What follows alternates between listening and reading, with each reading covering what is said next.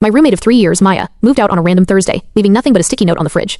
She wrote that our energies were no longer aligned, and she needed a fresh start. I was totally blindsided, hurt, and left staring at a half-empty apartment. But, less than 24 hours later, my front door practically rattled off its hinges. Maya showed up unannounced, flanked by her 2 aggressive sisters, and some random guy holding moving blankets.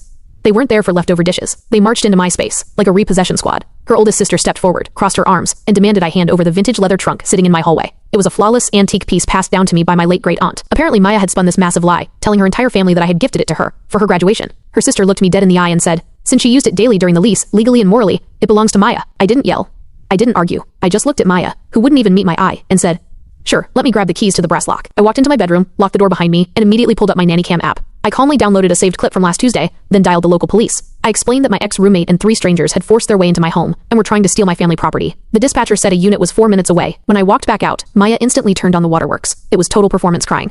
She started yelling to her sisters, telling them I was being abusive and holding her property hostage. 10 minutes later, 2 officers knocked on the door. The responding officer asked everyone to step apart and explain what was happening. Maya's sister started shouting about the trunk, but I just smiled and handed the officer my phone. I pressed play on a security clip from our kitchen, recorded just 2 days before she left. Maya's voice boomed through the speaker. She was talking to a buyer on speakerphone, completely calm, saying, yeah, the trunk is authentic 1920s leather. My roommate thinks it's a family heirloom, but once I stage a dramatic exit, I'm grabbing it and listing it for $3,000. The room went dead silent. The guy they brought for muscle looked at Maya in pure horror, realizing he'd been looped into a theft. Her sisters slowly lowered their arms, completely humiliated. The officer looked at the crew and gave them exactly 10 seconds to clear out before facing burglary charges. They practically tripped over each other, running to the elevator. The trunk is safe, the apartment locks have been changed, and man, I have never felt so relieved to live alone.